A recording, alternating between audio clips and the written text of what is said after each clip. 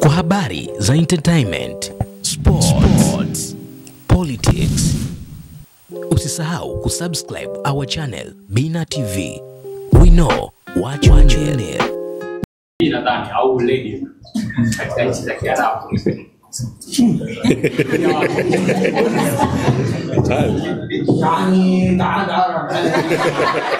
Sio Kiarabu ukisikia. Hiyo siku. Aliporesha mkubwa kuna kipindi cha.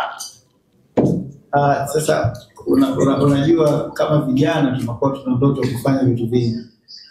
Kwa kama mkubwa fulani zungumza pengine bado lipo kwenye mchakato kabisa. Unajua Mwenyezi Mungu anaona panga za Mungu ndio anaamua. Kwa inawezekana bado mipango tu ingekuwa matumizi bado. Sawa, swali langu la mwisho kwa Diamond Platnumz, tumeona ukiwa unafanya vizuri sana katika industry ya movie, ukizungumzia famous, young and rich. Yeah. Young African. Tegemea kwamba kwa hapa nchini Tanzania kuna viwanda vingi vya watu ambao wanazalisha filamu nchini. Je, wanaweza kufungua milango kwa wewe kushiriki katika filamu za ndani hapa nchini? Tutegemee hivyo. Lakini addition question ni kwamba kipindi cha nyuma nakumbuka wakati Diamond unaanza ilikuwa una plani ya kutoa filamu pamoja na Wema Sepetu. Ile filamu ilifahamika kwa jina la Temptation. Labda tutegemee kwamba kwa sababu Diamond umerudi sasa kwenye filamu, tutegemee kwamba ile filamu itaweza kushutiwa kati yako wewe na Wema. Mwalimu.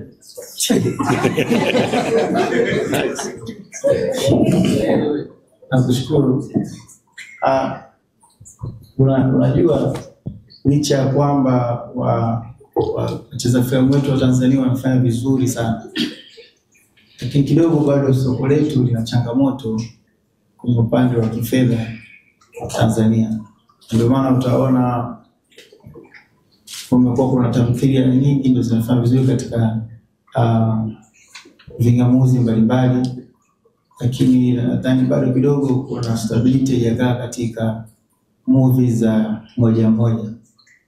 Kwa hiyo maombi yangu na shauku yangu watu waendelee kuingiza katika movies, isiwe tu kwenye tamthilia. Zote tamthilia zinafanya vizuri sana, ukiangalia tamthilia zote zinakuwa za kwenye vingamuzi tofauti.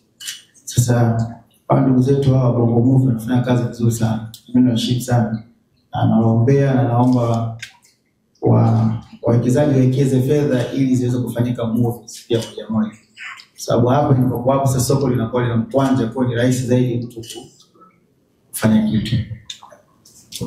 Labda niongezee hapo. Naomba kitu kimoja tuelewane. Tunapoona makampuni yanatoa ushirikiano mkubwa sana kwenye sanaa, nyinyi kama waandishi habari naombeni wapenda nyie support ili waweze kutusaidia kwenye sanaa zaidi. Naomba nitumie nafasi hii kwa Pepsi kuwapa at least jaribuni kuweka product placement katika hizi series za ambazo zinazoendelea, mweze kuwawezesha zaidi. Unajua mnapoweza kuwawezesha zaidi tasnia inakuwa, budget inaongezeka, wasanii wetu nao wanapata hela, unaelewa? Kwa hiyo kwa waandishi naomba na nyie muwe mnasisitiza makampuni, mkiona kampuni tu limejileta kwenye sanaa, naombeni muwe mnawashindilia mule kidogo ili at least waweze kutusaidia kufika mbele zaidi, sababu tuwe wigo la sponsorship ile kubwa zaidi. Asante. Sawa, karibu dada, tunataka pale na hapa. Swali la tatu.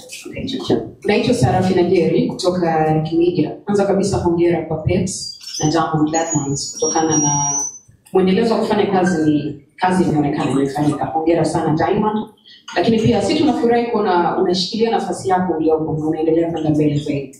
Tunatamani kuna kina talent wengi sana mtaani, kwa maana ya wasanii ambao wanaanza na wenyewe au wanafanya muziki na wao wafike sehemu fulani kama ambayo wewe umefika. Nilitamani kukuuliza wewe kwa sababu kwa vitu vingi sana kwenye muziki tunakutazama wewe kama Godfather. kwa maana ya upande wa lebo niseme. Upande wa lebo imekuwa ikionekana wasanii kutoka kwenye lebo mara nyingi, so wasanii wengi ambao wakitoka kwenye lebo wanaendelea vizuri, kufanya vizuri kwenye muziki wao. Mpaka inatafsiriwa kama lebo zinadumaza wasanii pengine kutokana na malipo ambayo wanapangiwa wakitoka. Lakini kwa upande wa WCB ilikuwa na historia nzuri kidogo. Harmonize alitoka na sasa hivi anafanya vizuri, na Rayvanny alitoka anafanya vizuri, na wengine tunatarajia watafanya vizuri kutokana na mfumo wa WCB. Kwako Diamond, unahisi lebo za Tanzania zinakosea wapi mpaka baadhi ya wasanii wengine wakitoka kwenye lebo wanashindwa ku-maintain status yao? Kwa mfano juzi tumeona Ibra na Harmonize walipokuwa wakitupiana maneno mtandaoni, na wewe ukaweka ngoma ya Ibra copy and paste. Ile ilikuwa na maana gani kwanza kwa, au ulikuwa unatamani uzungumzie chochote kwenye ile situation? Sasa wasanii pia hiyo waangalie, unajua hivyo makubaliano ni namna ya kuishi tu watu. Alafu tu mikataba sio issue ya kudeal. Ila ukitaka kujifanya wewe kibri, watakuleta jibu. Ndio naomba iko hivyo tu. Basi. Tunaomba tarehe 31, si ndio? Warehouse pale. Tuje kuangalia. Chamboni miti yangu itamirani kabisa tusimbwane. Wale wa Arsenal sijui nani 80. Bana na nini? SG tabiwa. Arsenal shatolewa. Na swali kwa SPC.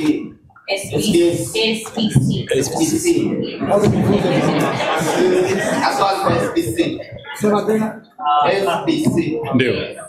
Okay, swali langu ni kampuni zote kubwa zinakuwa zina zile asilimia chache ambazo zinaitoa kwa ajili ya jamii, ile corporate social responsibility kwa kufanya hivyo bila shaka, lakini pia kwa upande wa WCB walikuwa wakifanya hivyo kupitia wasanii, lakini pia kupitia kampuni zao ambao walikuwa wakifanya.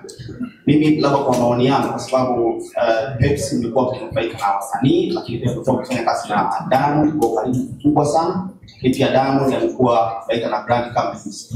Amoni sasa kwa ushirikiano pamoja kupitia fedha kama zile kaja na academy ambayo itatatua matatizo mengi kwa wasanii, ambayo kuna crash course kwa pamoja kaja na academy ambayo itakuwa ni ya Pepsi, lakini pia WCB hapo itakuwa inatoa crash course kwa wasanii ambao mara nyingi hawawezi kurudi shule wakasoma mifumo ya muziki umeishwaje duniani, systems code hawaelewi. Kwa hiyo wanaendelea kuyafanya haya, yanafanya kwa sababu wengi hawajui na sheria hawaelewi, wanaanza kutia kumi. Kwa muone sasa ni wakati kama mnaendelea kuinvest kwa A-list ili mwapate A-list nyingine duniani, we need to invest in this. Asante, naomba nikujibu hilo. Sisi kama SBC tunafanya a lot kurudisha kwa jamii.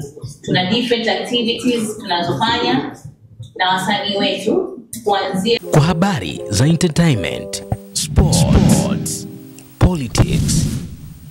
Usisahau kusubscribe our channel Bina TV. We know what you need.